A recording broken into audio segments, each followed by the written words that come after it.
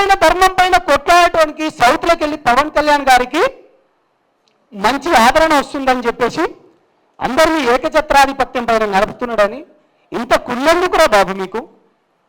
నువ్వు హెరిటేజ్లను దాడి చేస్తున్నావు, చేసుకోరా భయ్, మాకేముంది?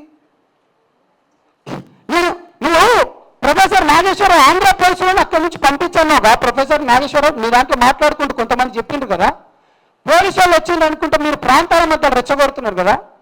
బుద్ధున్నారా గదవల్లారా? పోలీసు వాళ్ళు వచ్చినట్టు ఒక్క రుజువు చూపియండి రా. మీరు తెలంగాణ పెట్టండి, నేను కట్టర్ తెలంగాణ వాదిని, 100 కేసులనని. మీ పైన ఏడైనారా? మీ ముండామో పిల్లారా, మీ పైన కేసులు ఏడైనాయిరా? అరే నేను జైల్లోకి పోయినన్నా, నేను జైల్లోకి పోతే నాకు బెయిల్ ఇవ్వలేదన్నా, నేను ప్రత్యక్ష సాక్షిని.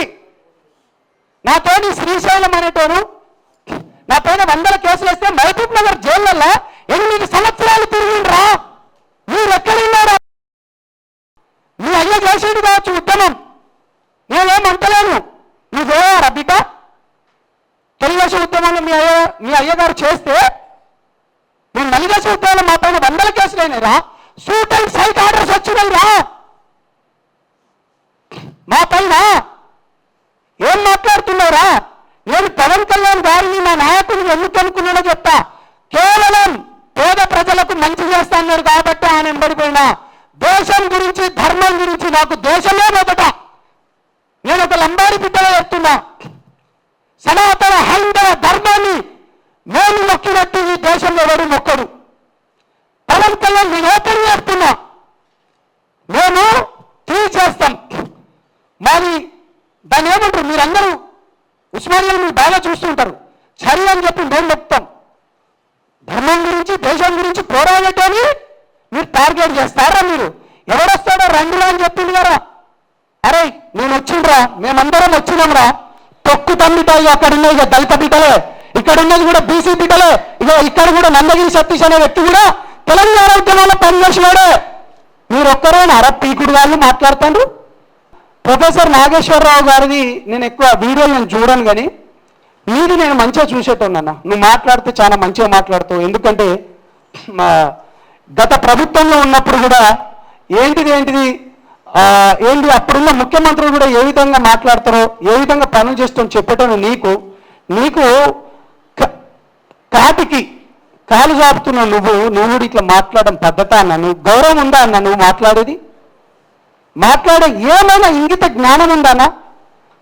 నువ్వంటే నాకు గౌరవం ఉందన్నా, బుద్ధి ఉండాలి కదరా అన్న నీకు. ప్రేమతో అంటున్నా అరే రా అని అడ్జస్ట్మెంట్ చేసుకో, ఏం కాదు. మా అధ్యక్షుడి గురించి అన్న ఒకటి. అరే పాషం యాదగిరి అన్న ఏం మనిషిరా అన్న నువ్వు?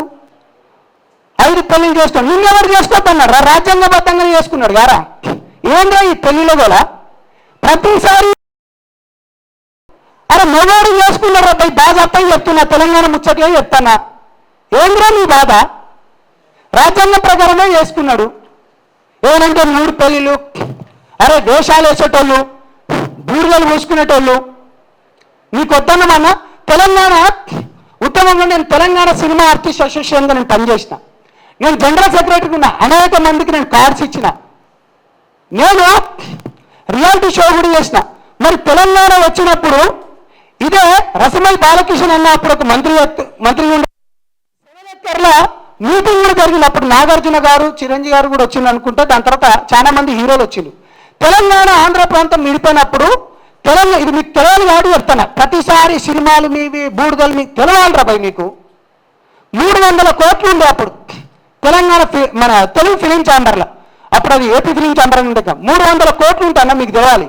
నేను చెప్పిన మీరు 150 కోట్లు తీసుకోండి, మేము 150 కోట్లు లెక్క తీసుకుంటాం. అప్పుడున్న తేజతోని, దాని తర్వాత ఇప్పుడు ఇతను ఉన్నాడు కదా రానా వాళ్ళ ఫాదర్ పేరు సురేష్ బాబు, వాళ్ళతోని మాట్లాడుకుని మేము అప్పుడు ఒక స్కూల్ కూడా పెడదాం అనుకున్నాం. అరవింద్ గారితో కూడా నేను అప్పుడు మాట్లాడినా. అటువంటిది తెలంగాణ వచ్చిన తర్వాత నువ్వు తెలంగాణ వచ్చింది అయిపోయింది, మరి ఎవరు విడగొట్టలే? మరి దాన్ని ఎవరు తీయాలి? మరి ఇప్పటిదాకా 13 ఏళ్ళు అయింది.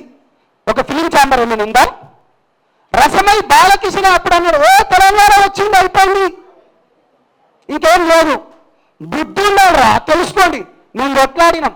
ఒక నీతి నిజాయితీ పరుడి పైన మాట్లాడితే ఈ విధంగా నేను కాళేశ్వరం పైన మాట్లాడదాం పాండి. నిజంగా మీకు చిత్తశుద్ధి ఉంటే మీరు ప్రతిసారి అంటారు ఎస్సీ ఎస్టీ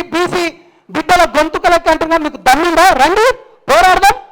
ఇవాళ ఇక్కడ ఉన్నది ఎవరు? ఒక బీసీ బిడ్డ కాదా? ఒక బీసీ బిడ్డకు నామినేటెడ్ పదవి ఇవ్వలేదా? ఇక్కడ హిమాయత్ నగర్లో టీటీడీ బోర్డు చైర్మన్ ఆ టెంపుల్కి, ఇంకో అతనికి మహేందర్ రెడ్డి గారికి మన బోర్డు మెంబర్ ఇవ్వలేదా? ఏం మాట్లాడుతున్నావు నువ్వు? నిజంగా ఇన్ని విషయాలలో పవన్ కళ్యాణ్ గారు చేసిన పనేంటిది? ఏం తప్పు చేసిండు అంటే, 6 ఏళ్ల పాప చనిపోయినప్పుడు, చైత్రాబాయి చనిపోయినప్పుడు తన గురించి వచ్చి కొట్లాడడం పవన్ కళ్యాణ్ గారు జనసేన పార్టీ చేసిన తప్ప దాంట్లో ఉన్నందుకు? లేకపోతే ఎల్బీ నగర్లో లక్ష్మీబాయి అనే ఒక ఆడబిడ్డను పోలీసులు విచక్షణ పేరుతో తీసుకుపోయి కొట్టినప్పుడు మీ ఛానలే వచ్చినాయి ఎక్కువ. అది మాట్లాడడం తప్ప? అది చేసినాం, మేము పోరాడినాం. యురేనియంకి వ్యతిరేకంగా ఒక చెంచు బిడ్డ అయినాడు, ఆయనను తీసుకొని వచ్చి మిగతా రాజకీయ పార్టీలందరినీ కూర్చోబెట్టి మాట్లాడి దాన్ని ఆపడం తప్ప? దాని తర్వాత ఇంటర్మీడియట్ బలిదానాలు కావచ్చు, లేకపోతే ఇంజనీరింగ్ కాలేజీలలో వేల కోట్ల స్కామ్ జరుగుతుంట, వాళ్ళు ఉన్న ఫీజు కంటే ఎక్కువ తీసుకుంటా అంటే అది దానిపైన పోరాటం చేసింది తప్ప? లేకపోతే తులసి చంద్ గారు మొన్న మీరు మంగళి కేసు 9 మంది చనిపోయారు, మీరు మంగళిని తీసుకొని వచ్చి ప్రెస్ మీట్ పెట్టిండ్రు, పాడ్కాస్ట్ చేసిండు, కానీ బాధితులను తీసుకొని వచ్చి చేసినావా అమ్మా నా బంగారు బిడ్డ? మీరు బాధితుల తరపున మీరు ఎప్పుడు లేరు. 9 మంది చచ్చిపోతే కొట్లాడింది నేను. తమ్ముడు గిరిజన సంఘాల నుంచి అశోక్ కానీ, లేకపోతే సేవలాల్ సేన మైదాన ప్రాంతం వాళ్ళు మన రఘురాం కొట్లాడిండు. ఎప్పుడైనా నువ్వు కొట్లాడినావా అమ్మా? ఏం మాట్లాడుతావమ్మా నువ్వు? లగచర్ల భూములకు రైతులకు బోడీలు వేసినప్పుడు జనసేన పార్టీ కొట్లాడింది. కాబట్టి మీడియా మిత్రులందరికీ నేను మళ్ళీ చెప్తున్నా, చేతులెత్తి దండం పెడుతున్నా, తెలంగాణ ప్రాంతం అనేది మనని ఒక్కసారి అన్నా అంటే గుండెలకు హత్తుకునే ప్రాంతము, మనము గుండెలలో పెట్టుకొని చూసుకునే ప్రాంతము.